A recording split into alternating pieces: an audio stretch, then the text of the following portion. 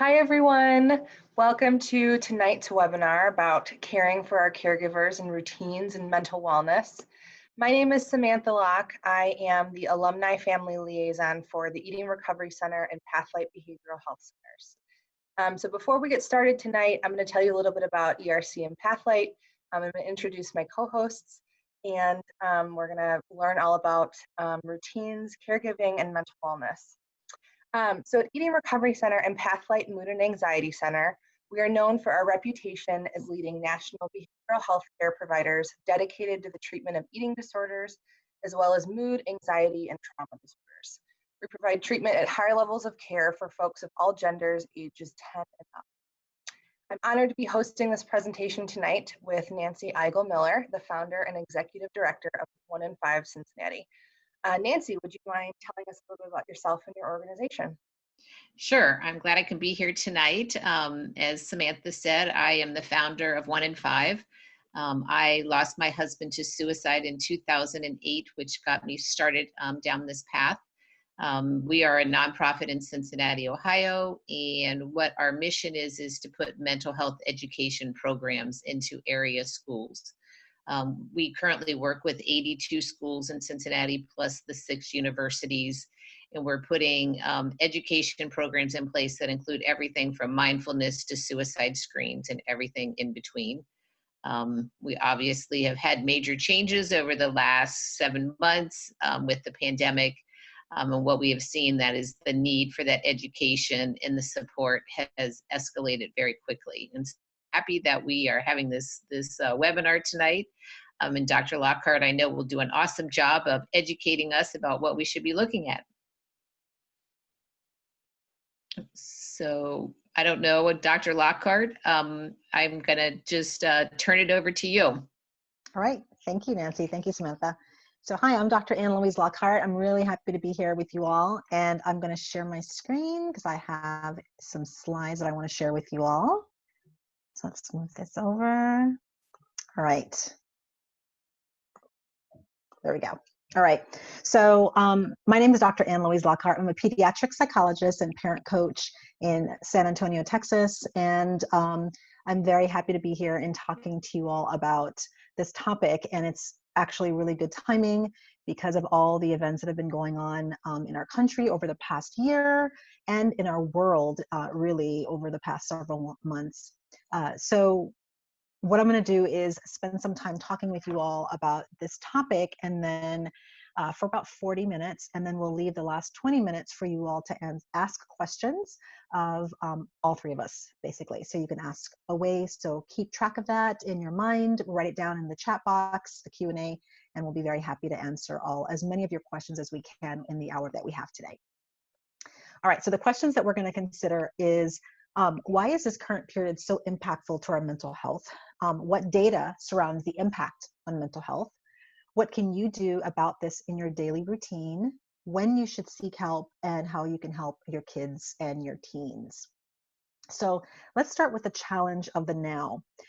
So first question for you guys, what are you struggling with the most right now? So is it the monotony?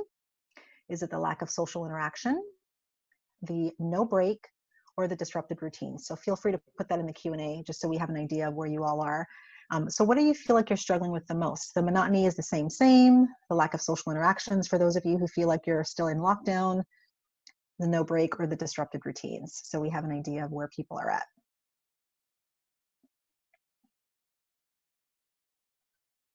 Okay. All right, so lack of social interaction seems like that's a big one for you all. Okay. All right, but it's pretty much all across the board. Okay, that's good to know. All right, so the reason why this current period is so challenging is, and why it impacts our mental health, and again, everybody has mental health because we all have brains and we all have souls, minds, and bodies. And mental health is everything that in how those things and how all parts of ourself interact, because we're systemic and holistic beings. So we have to pay attention to how our mental health is impacted. So monotony. Monotony is when things are always the same and you're doing the same thing over and over again. I meet with a lot of high school students and college students who went from high school to college, and their first semester of college was miserable. Their high school years are miserable. They're not enjoying it because of the pandemic, and they feel like everything's the same. They roll out of bed, log into Zoom when they're in class. So they're not getting the full college or the full high school experience. And that feels burdensome. Not getting a break, feeling like you're going through the same motions, the same things over and over again. So maybe we're not super busy like we used to be, but we feel like we're going from work to online schooling with our kids to more work. And honestly, a lot of corporations, a lot of organized and companies are really liking their employees working from home because they feel like people are being more productive. And a big reason for that is because people are working more hours. They're not shutting it off. So they're working all day. They may take a little lunch break. They're schooling their kids, and then they work some more after their kids go to bed. So we're not getting a break, and we're not taking vacations. And so we're really burdening ourselves. Routines are disrupted. People would normally go on a break or a holiday, or they would hang out with friends and family, or they would do things, just going to the movie theater, even small little things like that. Your routine feels very disrupted. People may not have a set schedule, that they're just kind of going with the flow. And people, I've spoken to many teenagers who have told me they stay up till sunrise, or they go to bed at 2 a.m., wake up at noon. And so that schedule is going to impact your mental health. We need to have balanced life in order to feel like we're connected and adjusting. Also, things remain uncertain. Every time we think we're through it, then there's something else gets thrown, another wrench in the whole thing that we're going through. Is just, it feels like we're constantly, there's always one more thing. Things feel surreal or unreal. The stuff that we saw that happened last night at the Capitol Hill in the United States, the stuff that we're seeing with COVID, and when is that going to be over? Like, there's always, it feels like there's always something, like we're watching this big dramatic TV show. We're unsure of the ending. Like, when is this stuff going to end? Like, when is life going to feel normal? People keep feeling like, is there going to be a normal? Can we go back to anything? And it's a constant intake of information. I've seen many different articles and studies that talk about, we consume more now in the past, like even the past year, than we have in tens of decades of years, because we can consume so much that we're inundated with information. And then the ongoing social media and media messages, it's on a constant loop, and we are always getting more information. It's like we can never get enough. And so that totally will impact you, because when you are feeding your mind that kind of message, it does hold you back and bring you down. So when we're talking about child development, the period that we're talking about is basically from conception until age 26.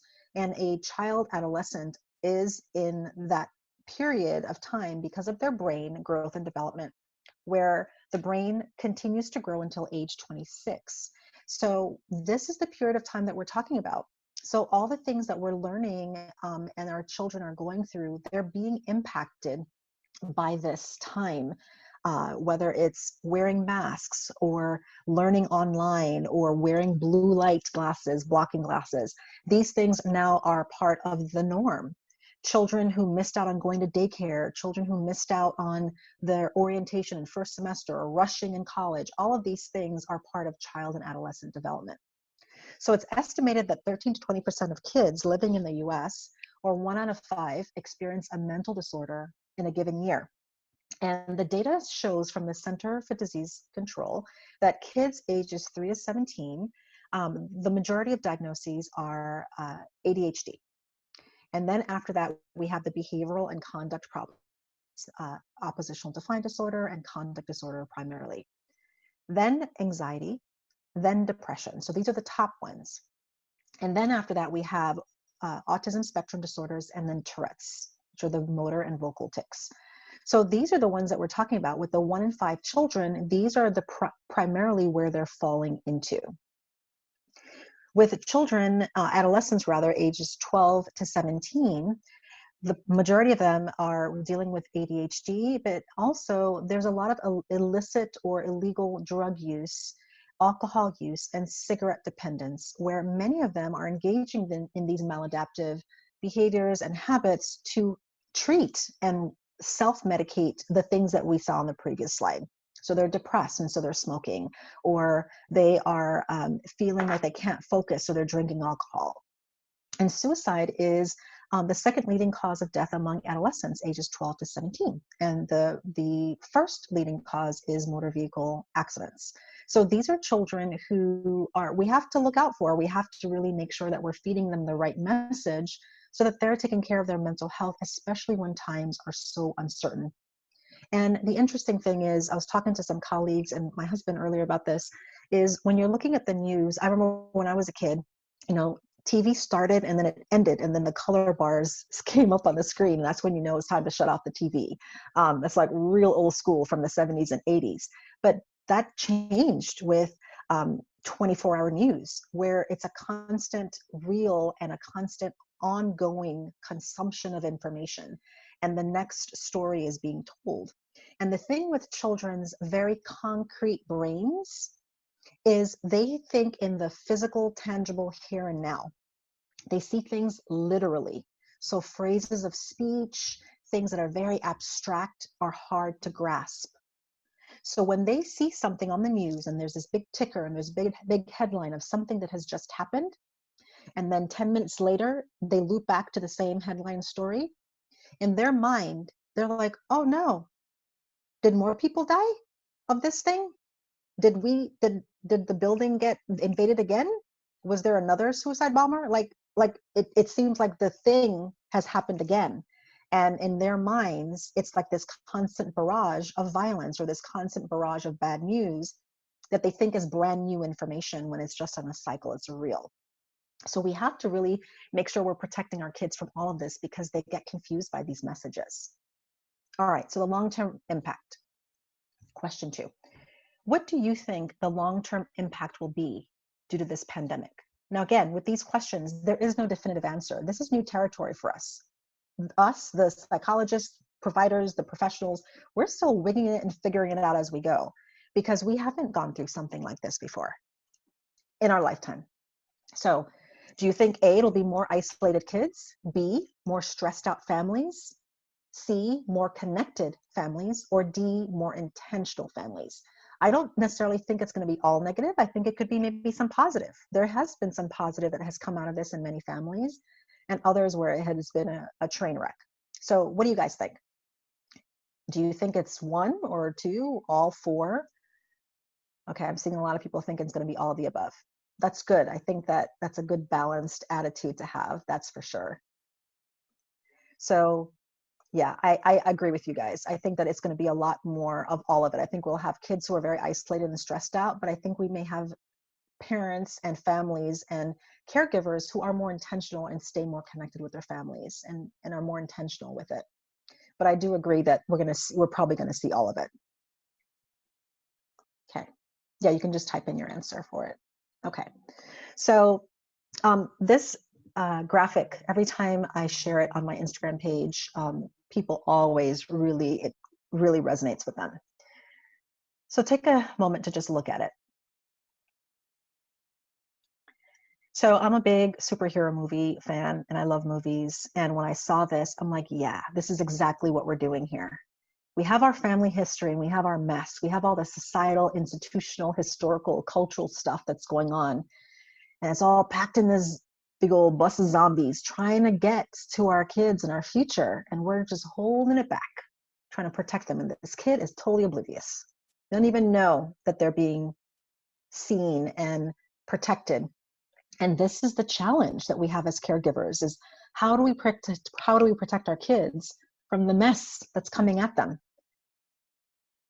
So with the parents' mental health, it is very widely studied that a parent who is dealing with depression is more likely to have a child who struggles with depression. A parent who struggles with anxiety is more likely to have a child with anxiety.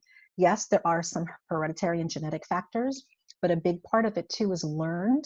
A big part of it is epigenetic. It is something where the gene gets turned on when there are more risk factors.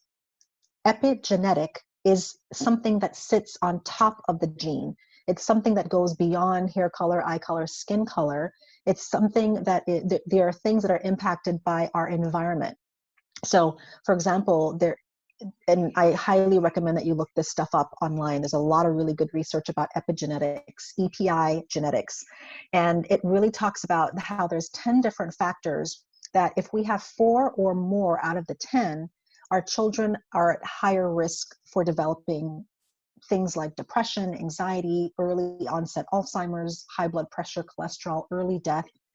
And so these things are, if there's mental health issues in the parents, incarceration, drug use in the caregivers, homelessness, abuse, physical and sexual abuse and neglect, alcoholism, all of these things impact our children, because what happens that it can turn on or turn off a gene and make them more at risk for those things.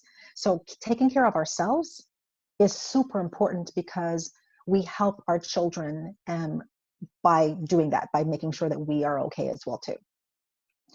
Mirroring. Mirroring is a really important concept, because what that means is that when we feel a kind of way, and if we're feeling stressed and overwhelmed by something, our kids pick up on it. And even if you think you do a very good job hiding it, they pick up on something. And they may not be able to pinpoint exactly what's going on with their caregiver, but they sure know that something's off. Because most of our communication is nonverbal. And so we show things and then we reflect it back. So when sometimes you're in the presence of somebody and you feel like, wow, every time I leave their presence, I'm always in a bad mood, that's mirroring. If you say, oh my gosh, this person puts me in such a happy mood, it could even be like an actor or comedian that you see, that every time you see, you're always looking for the movies or the TV show or the special they're going to be in. It's because it's that vibe, that energy, that mirroring you get from the nonverbals, from the way they speak, the way they look, the energy. And it is even more pronounced in family members, between parents or caregivers and children. So we have to pay attention and be in tune with ourselves. And that's why taking care of ourselves is so important to the mental health of our children.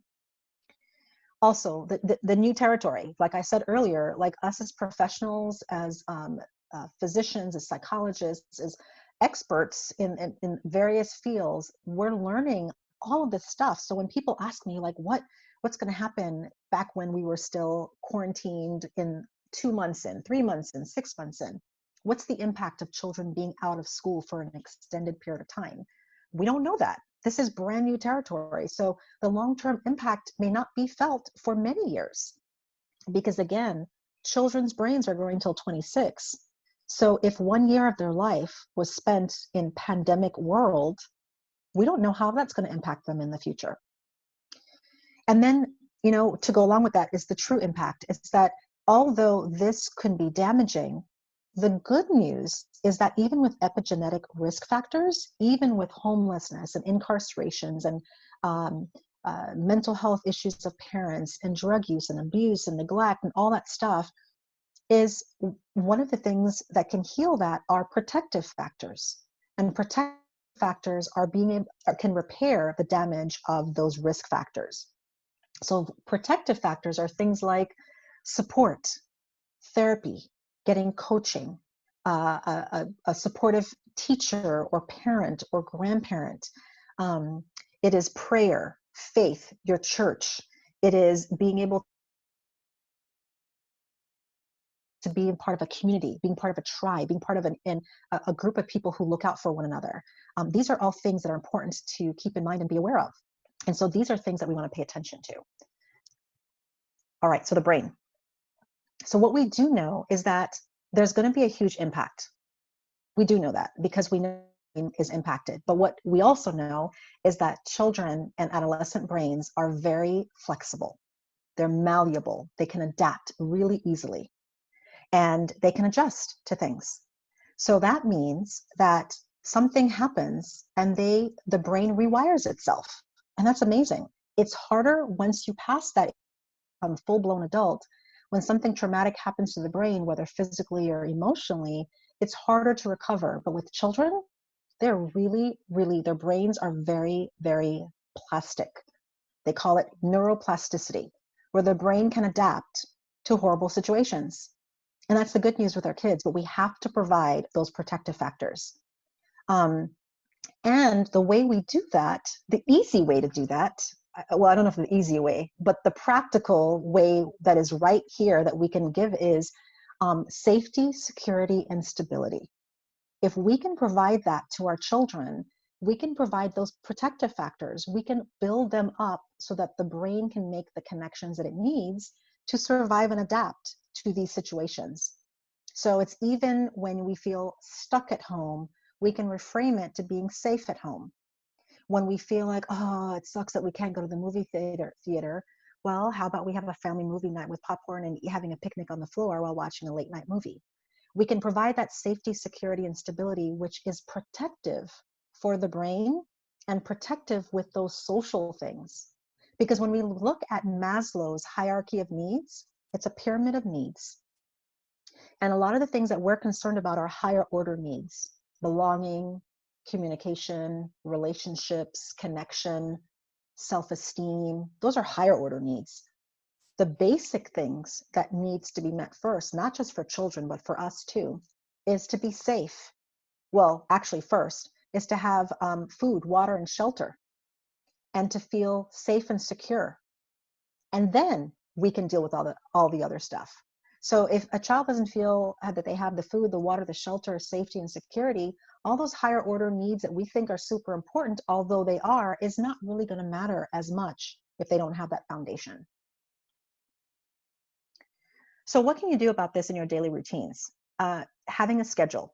And early in the pandemic, I shared an example of a schedule, and I was really ambitious at first for myself, for my kids, and it was a little bit overdone. And then we kind of loosened it up, and people made fun of me. Having a schedule is important because it provides that structure, that stability, the predictability that we need to know that although there's a bunch of stuff going on in the world, I know and I can predict what's going on in my world.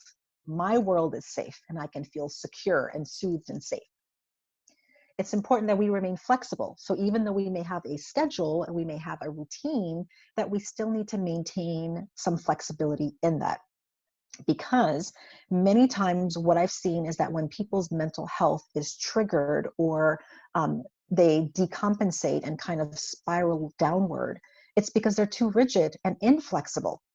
They think, well, kids are supposed to be in school, or I can't wear a mask, or I have to see my friends, or you can't watch movies at home, you have to go to the movie theater. Like they start to think that life has to be this way.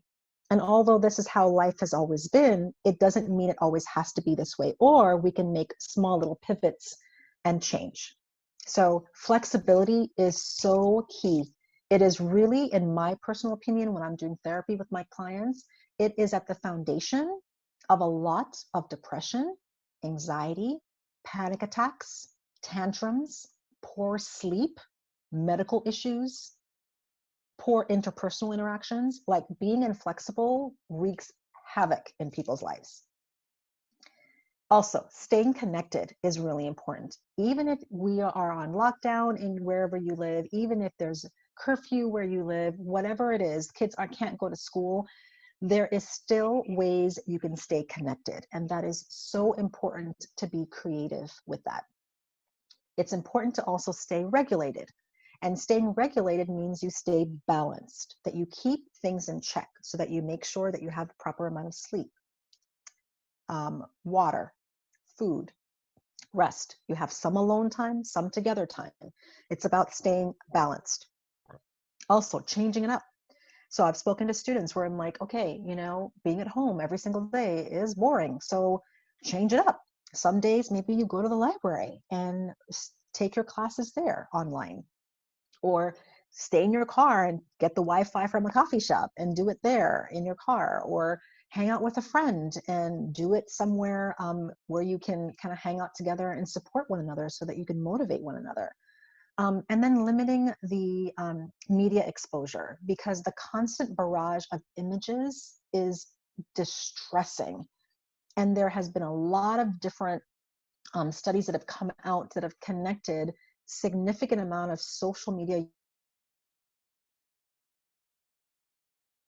specifically Instagram, constant images that they're being barraged with that are interrupting how they view the world and how they view themselves. So it limiting that, but also that when they are engaged with social media, making sure that it's in alignment with their values as well too. That's really, really important. All right. It's also important to make sure that you meet your parent needs, that you have needs too. So your kids have needs: food, water, shelter, security, connection, all that stuff, to be safe, all that stuff. But you have needs too. Maybe you have the need for quiet and calm. Maybe you have the need for connection or rest, fun, comedy, nature, to create. That you have tons of needs as well too. And we are not meant as parents to be martyrs in the journey of being a parent. We don't have to be perfect. We don't have to be self-sacrificial. You will be a better, more effective parent if you have needs that you meet as well too.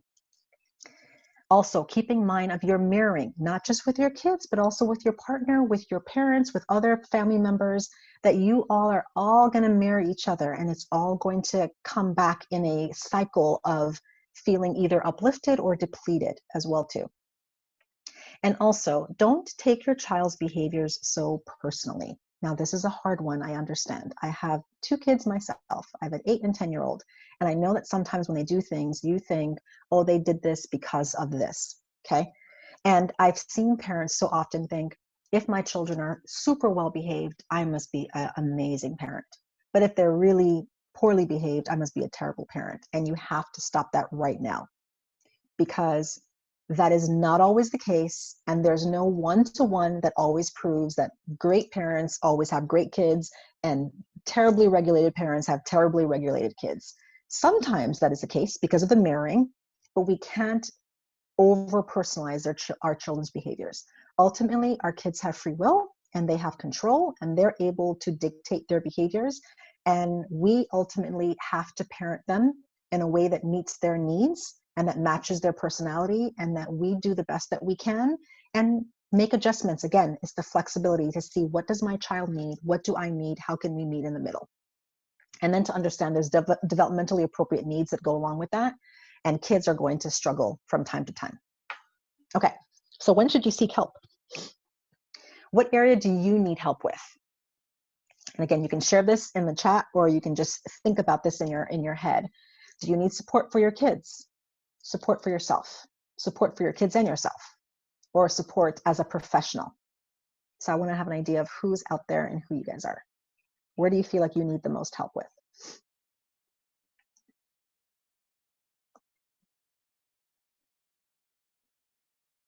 Okay.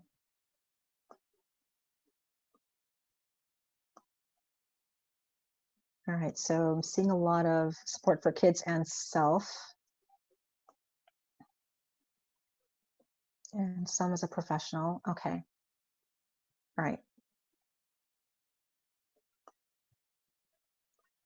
And so really then start to think about, how do you receive that help? How are you getting that help? Is it just a kind of a pipe dream in your head that you're like, oh yeah, I need support? What are you doing to get the support? What's preventing you from getting the support? Again, you don't need to answer that, but think about that in terms of, do you have a community, a village, a tribe, people that you can connect with? Now, years and years ago, depending on where the communities that you grew up in, many people had their community, they had their group of people that they could rely on. But because so many of us are disjointed and we're disconnected and we moved far away from family, or we have unhealthy families that we came from, we don't really have that built-in support. So we have to really be able to identify where we can get that support for our children and for ourselves, because we can't always do it alone, and we shouldn't do it. We are interconnected and interdependent beings, and we do need each other. So let's think about when you should seek help. So when your behavior, reactions, and emotions to your child's behaviors become intense and you feel out of control, that may be a time when you should look for help. When you feel impaired in your functioning, you're not sleeping, eating, working with others, interacting with other people in a way that you normally are, and you feel different, you feel like you've changed, that impairment may be an indication that you need to seek help. That's a huge criteria for a lot of mental health diagnoses. If your child's tantrums, behaviors, emotions, meltdowns, thoughts, or words are beyond what is typical or normal for them, then that's when you might seek help. You might just need to get some encouragement or education from a professional. You might need to get a psychological or educational assessment. You might just need to get therapy for your child and support for, or parent coaching for you. So there's lots of different options based on what's going on. Because again, although any reaction is going to be expected, the time that we're in is highly abnormal. And so lots of reactions are going to be expected, but again, it doesn't mean that we should just tolerate it and let it continue to go on, because it can lead to significant mental health disorders or problems. If you feel things are disruptive and neither of you, your kids or you, your family, are functioning like you normally do, you might also need to seek help. If you feel out of control and your home feels unbalanced, if you just need to process things with someone. There's teenagers that I see, for example, like once a month, just to check in to see how things are going. They'll come and they'll tell me about what's going on in their life and college and high school. And then they process things. We problem solve together. They have a list of tools. And then they're like, cool, sweet, see you in a month, right? Or see you as needed. So sometimes you just need to process. You don't need to commit to full-blown therapy necessarily. You just want to be able to process things. Mental health therapy and seeking help from a professional doesn't have to be some heavy thing that you do that's scary. It could be a new experience for many of us, but really look at it as somebody outside of your family system who can give you an objective perspective and viewpoint, and that can provide and feed you with what you need. And then getting an outside view, that can be helpful. So just getting someone else who can give your a parent a different perspective, a caregiver a different perspective. As a professional, I do professional consultation with different individuals in social work or play therapists or other psychologists, just to get a different perspective. Because when you're doing this work a lot, you get jaded. When as a psychologist, I'm going through the pandemic just like my clients are, and it really, that's what's new. There's never been a time when, as a professional, we've gone through exactly what our clients have gone through for an extended period of time. So I was online homeschooling my kids. I was seeing clients all day. I was also having to manage my household as well as my clients as well too. So it's a lot of stuff. And sometimes you just need to get an outside view just to get a different perspective. Okay. And there's no shame in any of that. All right, so tips for parents, caring for yourself. Again, I want to emphasize this because this is the biggest thing I hear in parent coaching. Don't take your kids' behaviors personally. The things you can say, and self-talk is key in this area. You can say to yourself, put your hand on your heart, it's not about me. I've never walked in their shoes. You have never been a student in elementary school, high school, or college during a pandemic, a global pandemic. I mean, unless you were around in the early 1900s. Otherwise, you've never been never walked in their shoes. So you have no idea what it's like, okay? Hold the space for the child. And you can communicate, you can do it verbally, but you can just do it in your presence. You are not too much for me. Kids need to know, teens need to know that you can handle what they have to dish out. That they need to know that you, as their caregiver, is strong enough to be able to handle that tantrum, that meltdown, that sassy attitude, the unwillingness to deal with school, the cheating, the inappropriate behavior, the lying, whatever it is. They need to know you are not too much for me. I am not too much for my parent, my caregiver, my grandpa, my grandma. Also, provide unconditional love and acceptance. We also have to communicate, I won't give up on you. That even though we're all going through this, that we're all frustrated, I won't give up on you. We're going to get through this together. Also, maintain safe boundaries, structure, and guidance. Let them know that you want the best for them, that you are here for them. No matter what is happening, you are here for them. And then ultimately take a break when you can. I know it's hard, but it's important that we take a break. That's why we have to have, I've seen lots of parents who've had pods of friends, of groups, of family members who quarantine or isolate, or that they only hang out with each other. For Christmas, my two nieces quarantined for a month before Christmas in Arizona, and then drove here just so they can spend time with us and our kids. So that amazing for 2 weeks of being around them, because there's times that we just left our kids with them and then we just had the night to ourselves and just hung out and slept in. Like taking a break, even just for an hour, can make a big difference for your health as well too. All right, and then how can you help your child? Connect with them. Connect with them in meaningful ways. Playing a video game with them, asking them about the level of their video game, reading a book with them, watching TV with them, going for a walk, drawing, doing a Lego set, a build, Play-Doh, anything. Just connect in meaningful ways, preferably in a child-focused and centered activity, something that they choose, that they like, that they're interested in. Limit screen time. And before the pandemic, I emphasize this, and a lot of the parents that saw me, they're like, okay, Dr. Lockhart, I get why you said this now. Too much screen time is dysregulating. And for the reasons I said earlier, because a lot of the screens trigger our dopamine, which is our feel-good receptors, which is good, but then there's a crash, or that we always need more and more and more of it. And when that happens, we become dysregulated. Kids who have too much screen time are going to be do worse with sleep, with eating, with their appetite, with their mood, with their attitude, with tantrums, with interactions, with social talk.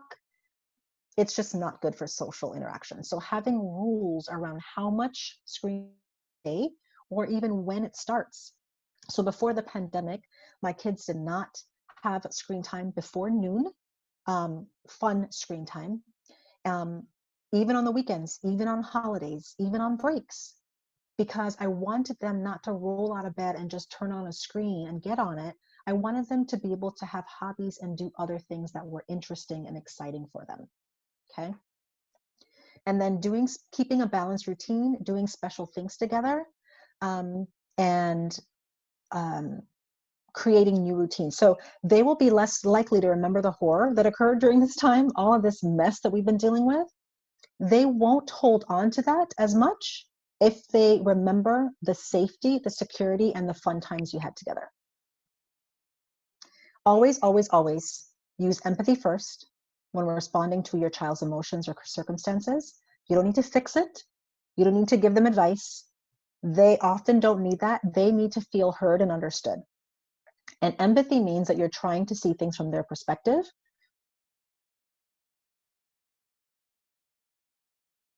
Use feeling words. And even if you're feeling unsure about what's happening, like you may feel confused, am I getting that right? Just give it to them. They'll correct you, or they'll ask you, I don't know what that means. And that expands their feeling vocabulary.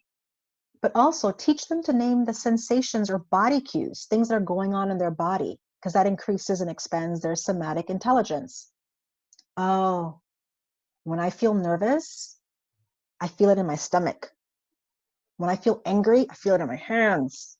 So that somatic or body awareness, in addition to their feelings, is really, really important. It helps with regulation big time. And it helps them feel understood. So here are some helpful scripts. This is the biggest thing that I often get asked for. And my Instagram is Dr. Ann-Louise Lockhart, dr.annlouise.lockhart. And I do a lot of these kinds of posts educating parents. And this is by far the most popular and most requested when I do post these. So these are not verbatim, you have to use this, but it's just a guideline in terms of how you can use your speech. And everything that you do with your children, always communicate empathic understanding, that I'm here, I'm present, I'm going to keep you safe as much as I can. So if they are expressing fear, you can say, of course you're scared. I'm scared too, I'm here to keep you safe.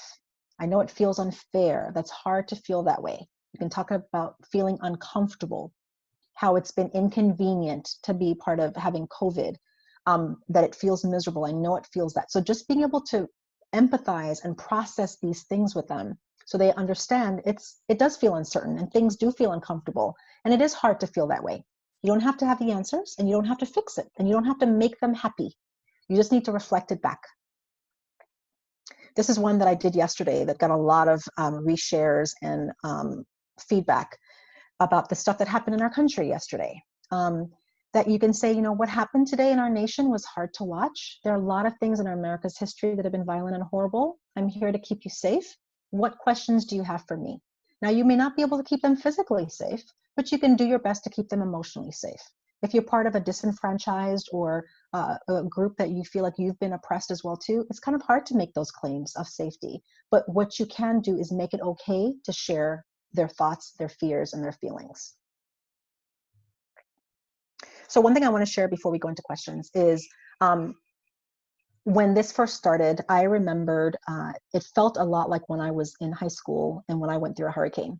I was 3 weeks into my senior year.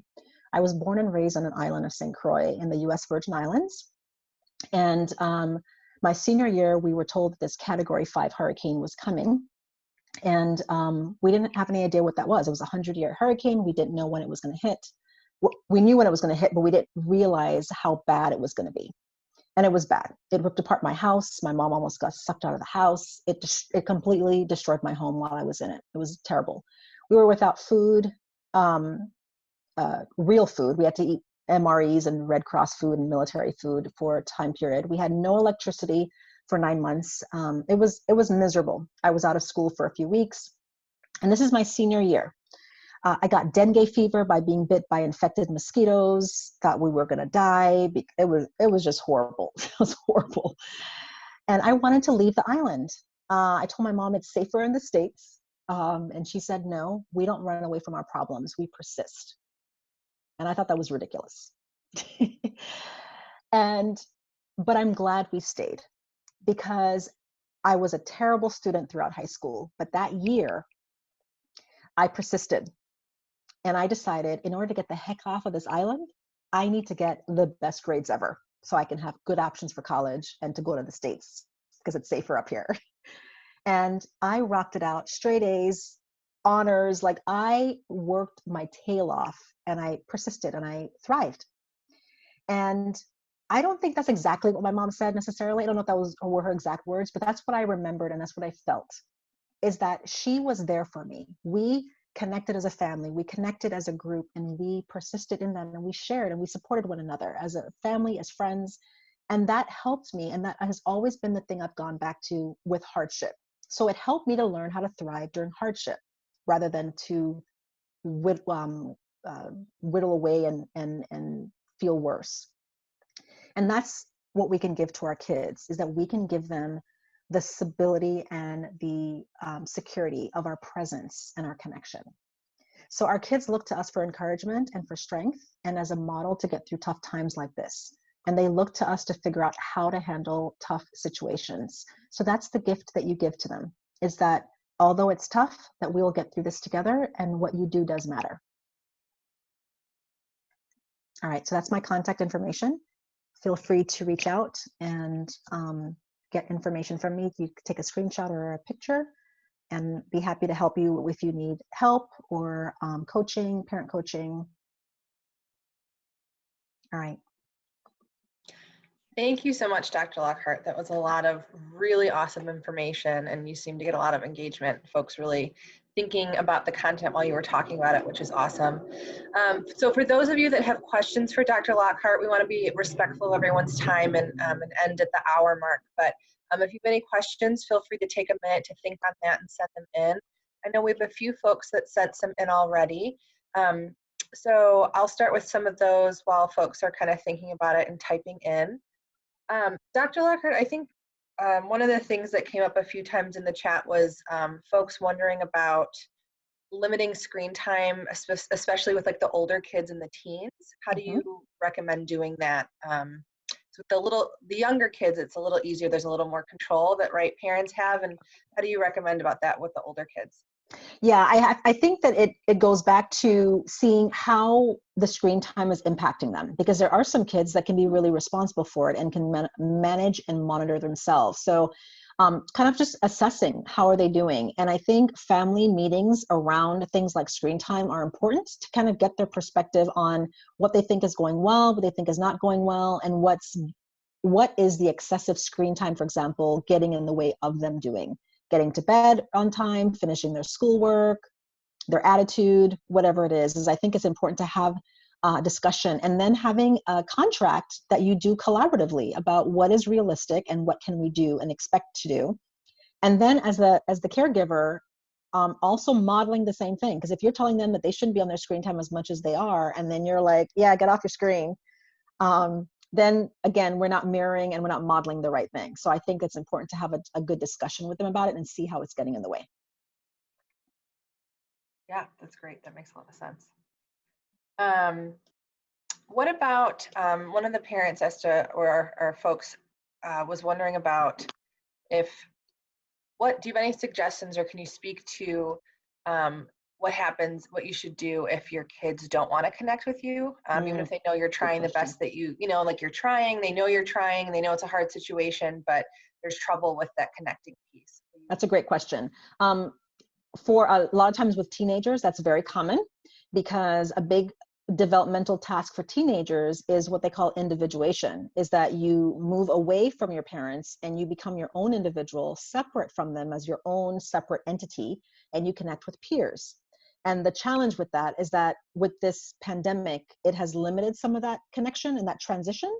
And so sometimes kids then feel like they're stuck in the middle, and they just don't want to connect with anybody or with the parent.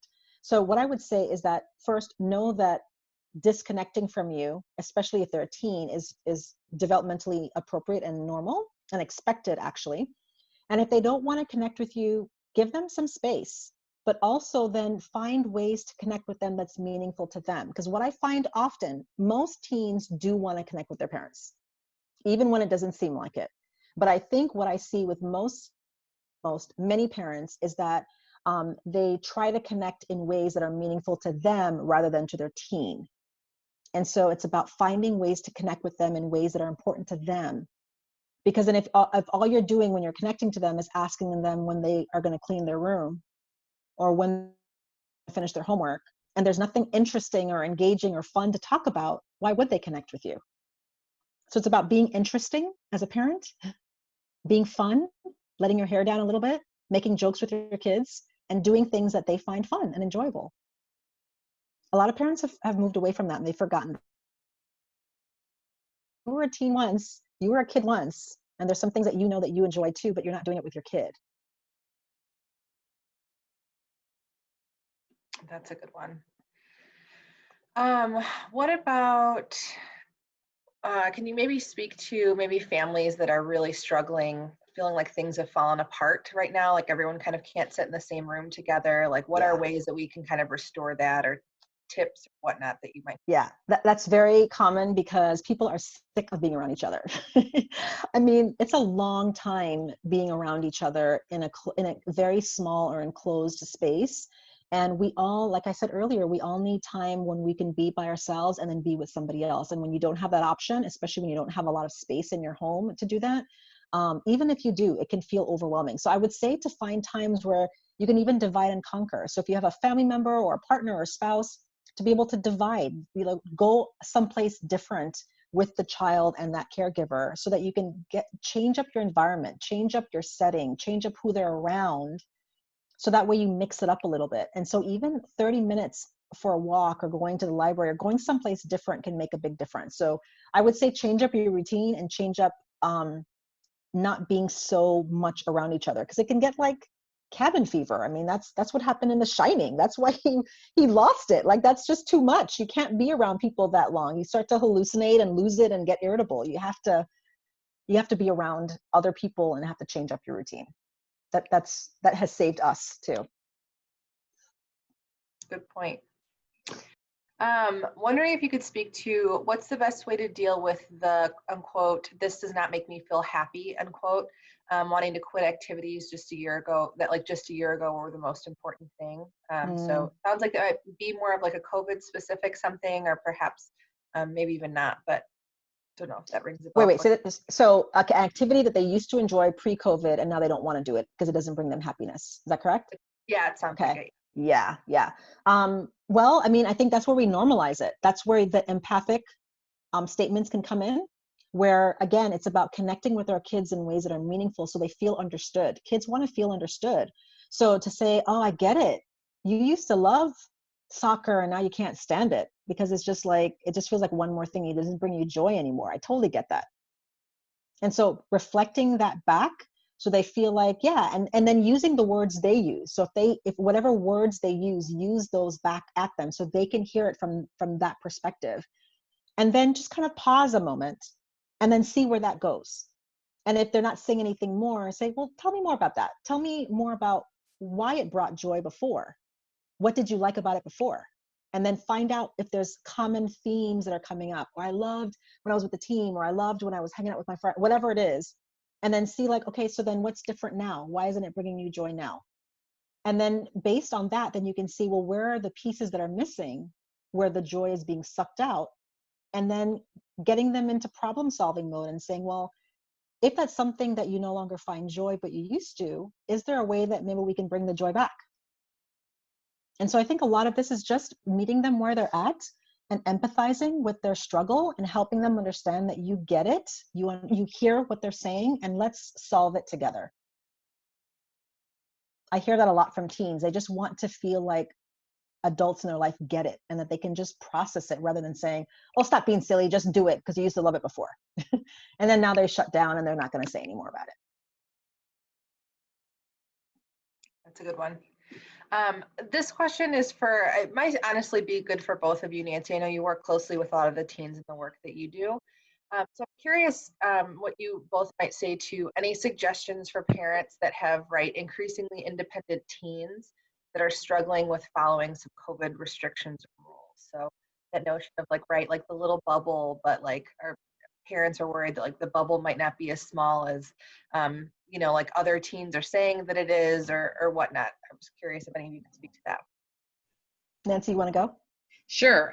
We actually just did a PSA about this, and what we were seeing in schools was that the kids were being irresponsible, and then there was a lot of bullying that was going on. So if someone wasn't following the rules and someone became ill, then they were blamed for something that happened, even if it wasn't their fault.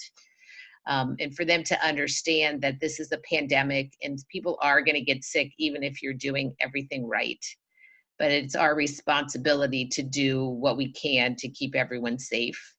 And I know that's hard. I know that this is not what you want to be doing, but this is the responsible thing to do right now. Yeah, ditto.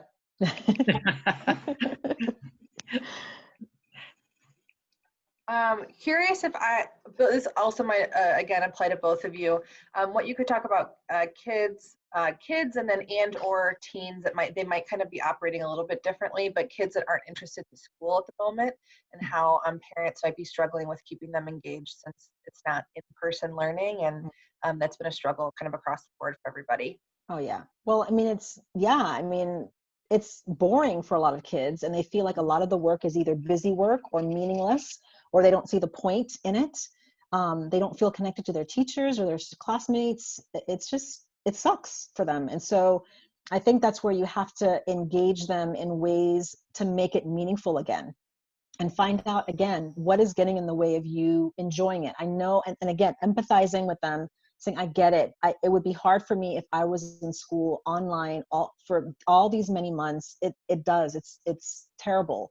So how can we make it interesting? And doing things that are engaging and interesting, and using all the different ways that kids learn, using visual tools and auditory tools and kinesthetic tools. So things that are like maybe using a movie to get them interested in the topic, or a song, or doing a hands-on experiment, or a field trip or an activity, but making it interesting and enticing to enjoy learning.